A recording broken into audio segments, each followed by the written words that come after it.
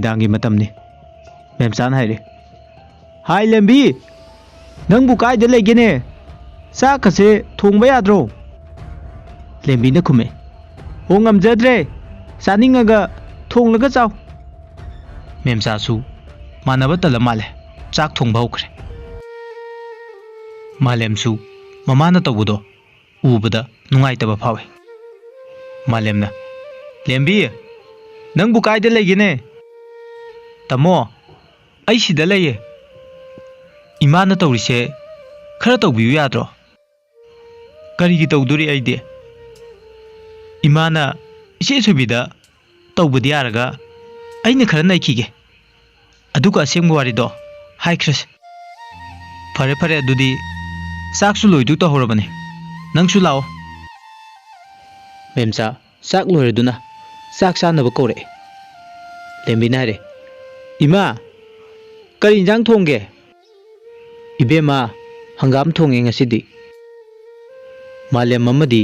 इबोमचा चाक चाब लोरगा थोख्रे लेंबी चाक चाब हौरे थुम सिदी वा छारगा फुक हौगले कयाम यागलगिने येंगी पिरो लेंबी तेंकोतु कन्ने इलकपदा मेमचागी मसादा चोंख्रे लेंबी हनेंग लमदन चटके मेमचा मबुंगनी नुसिरे ओ Thoibi ngасidi imauda soikhra haiba ai ngasidi khange haukiba thaudo khara ningsinge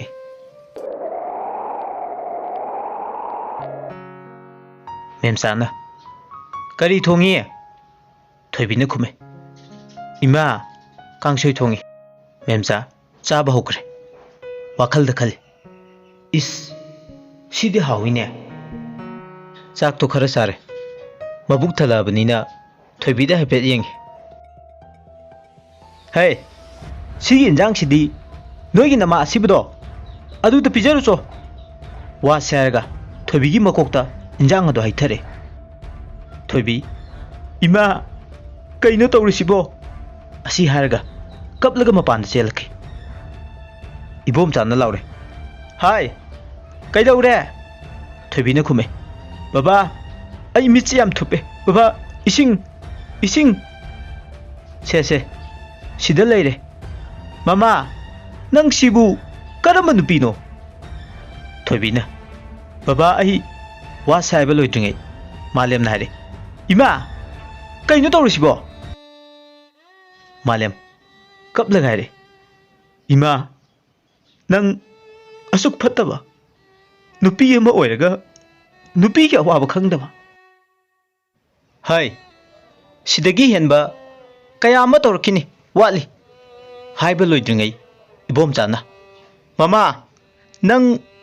वा छारगा खुपांगना थारे अदु पुकचिल पिकबा खंगब्रा नंग मालेमना थोइबीबु मागी कादा कौसिनके थोय लाओ मतमदी सुम हौखि नुमिदांग वारमगी मतम यौरे मेमचाना थोइबीबु कौरे हाय थोइबी थोइबी नंगबु कायदा लेगेने कई हाइगे मा नंग नैबु ngасai फोनबा असि हारगा थोइबी दा हेपेट येंगी अदुगा असाबा थाउदो थोइबीगी मखुत हाइजिल थोइबी कन्ना लाउरे इमा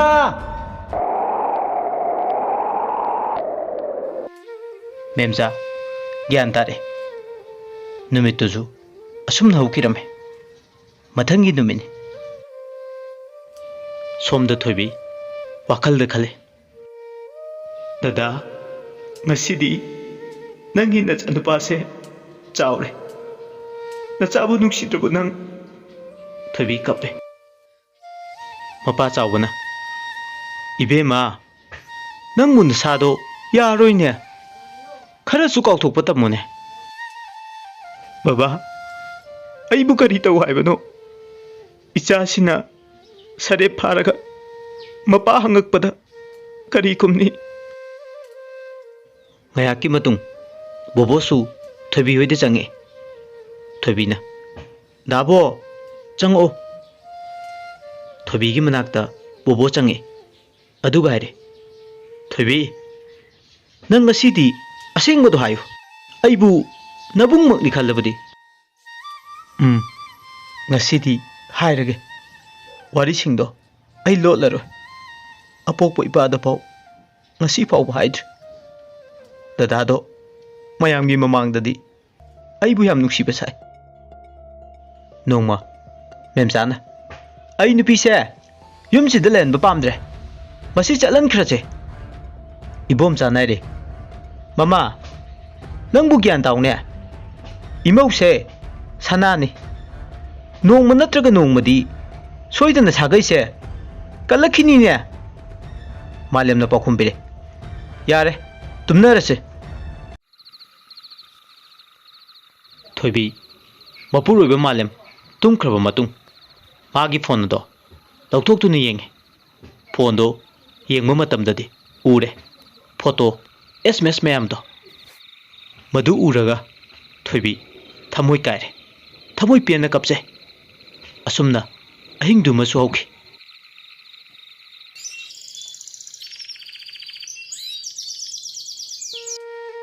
ayuki matamne memsan haire yengning khidre da ko taurise machi machi hek mangladana kari thoena tawja sarino thoibi cha lonu da pore ima sa sida laire memsan nang haire ngai kho nangi cha se aine thak tau man bra ha se si ki cha jidi wa che haraga sa do thoibi da hijel thoibi kap tu na chele malem na thoibi bu khame hai ngai kho nang ai ki phone se ngarang pai bra pai ha nang di ka di pai ba wa sa haraga thoibi bu phu phau re dada kaino tawrisibo aina nangonda aina tawba thabakta nang yet ka noiba natro ha dada aishu mine nuksibado aishu khange adubu dada na tawribado ai khara warawi thoibi kapsaba natana kaisu tawba ngamjade malem na khume nang na thau kari legisda aiga pamane haibiyu dada adudi aise nangi kanano nangdina yumsigi minai o asukuiba matamse aina dagi puksel khangdaba ina ralabane nang ngasidi nangi asengba masakto khangaba natro minai oibagi nathau tawru chalo yare swai daga ne amu kapanu yengingde chalo thoibi kaplaga thole ibom jana ibema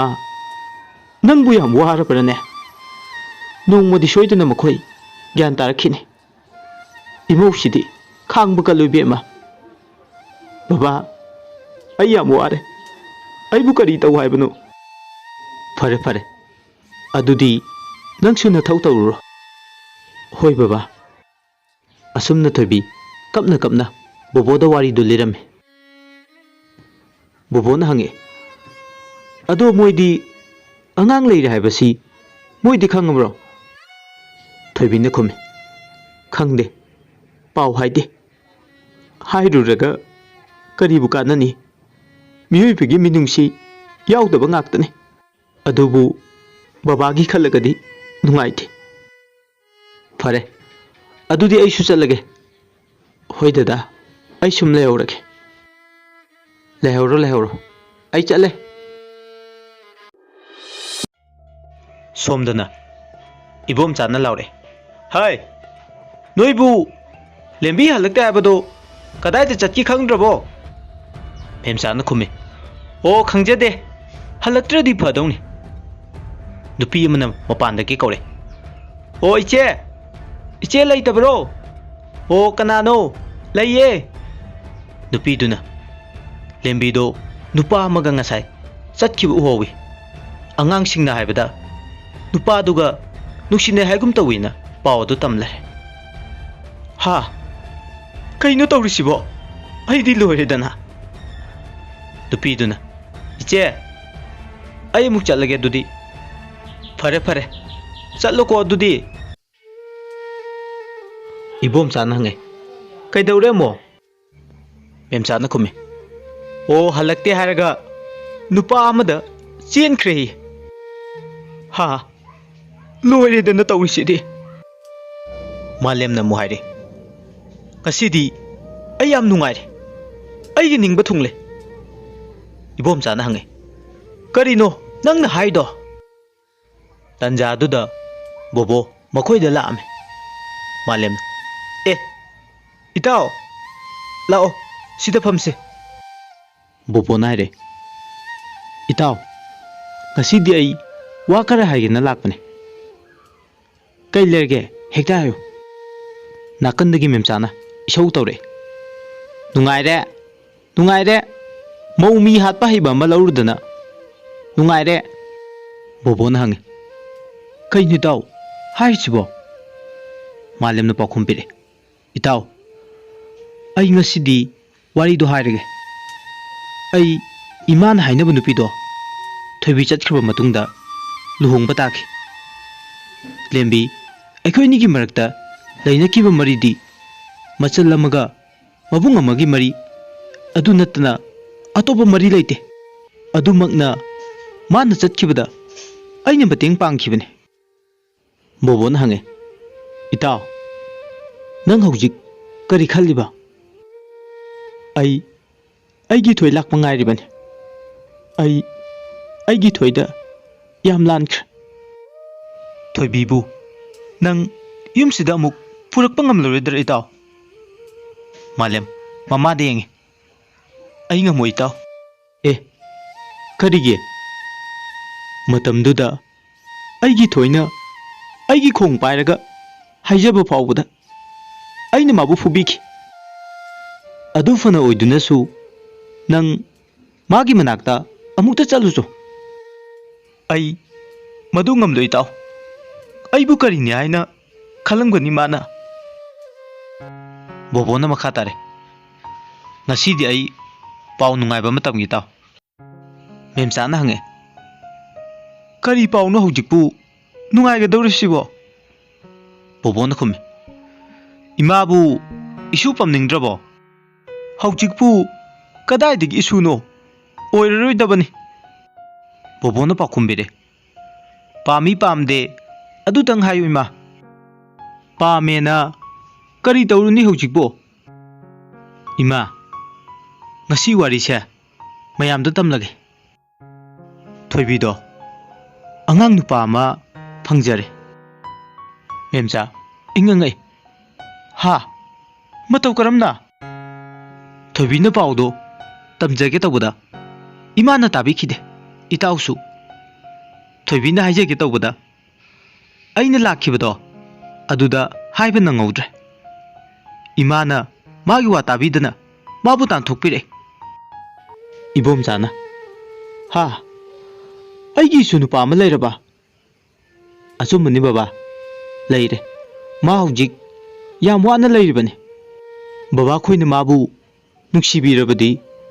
अमुक्ता लौसिनबियु चटकनी अई issue को इमौगलौबा मेमचाना मखोय बाबा अईसु लाके अखोइबु इमौदुना करी हाइना खलंगनी नंग याम फत्तबा ममानी mama अमा ओइबदा नंगदी मतिक चादे अई याम लानख्रे ओइ पाबुंग अई मुंगता ngakpiyu अइंगोंदा ngakpiyu हाइगदब नते इमौदुदा हाइगदबनी अई इमौ लौबा चले अईसु चटकनी इशु को इमौगा लौबदो इमौदा लाले हाइजगनी मालेम नारे इताओ अई ngasidi याम नुंगाइरे इताउ की लमन याम तोले लमन तोंदेको सिदी इचन गे वाबदो मबुंग अमा ओइना तौफम थोकदो तौबनी लाओ अइखोइसु चचे होय इताउ असुम लाकपना थोबी खोइगी लमदो यौसिले थोइबीना मचा पमलगा सुमांगदा लेबदो मेमचाना उरे मेमचा वखंदा खल्ले ऐसे कयादा वखन थेलुरिबा इबोमचाना हाइरे हाय मामा कइदौरे अमु मंगलदी हा अइबो कइसु तौदे लाओ लाओ चंगसी इबेमा थोइबी बाबा चंगो सिदा फमसी थोइबी मिटलुददी पिरांग चिंथरे कईगी कपिनोने अंगावबिसिदी इपाला इसिदी थोइबीना खुमे बाबा कपना कपना मपादा खुरुमे यारे यारे इशुगा इमौगा लौबा लाबनी मेमचादी तौरिबा मतौदुदा करिसु हाइजबा ngamदा अदुमक लैरे थोइबीना कौरे इमा थोइबी इमौगी नफमदा अई याम लानख्रे इमा बुंगता ngakpiu इमा अदुमाइना हाइबिगनु इमा लांदिए लालिबदी sak udaba mahakni aikoi punamakpu mahakna changyeng tawbani isudo ai amukta pamgi piro thoibi haipet cheptharaga yenglibado malem yawrakpra yengbani tanda chaba haibiduni malem su yenglakpaduda mapa chanarure malem momo nokche thangnaba mikupta haraubugi sakpam haijinki ningsing lai thoibibu minungsi leitana phukiba ngangkhiba mayamduna thoibibu kaubo phabu ngamjade bobo na hare itaw nang kai dorge mo mangadi ha ai kai suk tawthi changas law thoibina dabo chango laage malemna मागी वाखलदा खल थोय आइबु नंगना याम वारौलमगनिको आइना नंगबु लौबा लाकनिंखि अदुबु Imangi अकनबा Y Kharna आइना नंगबु लापना थमलुर थोइबिना कौरे दादा असुमना कौरकपदुदा मालेम ज्ञान तारे थोय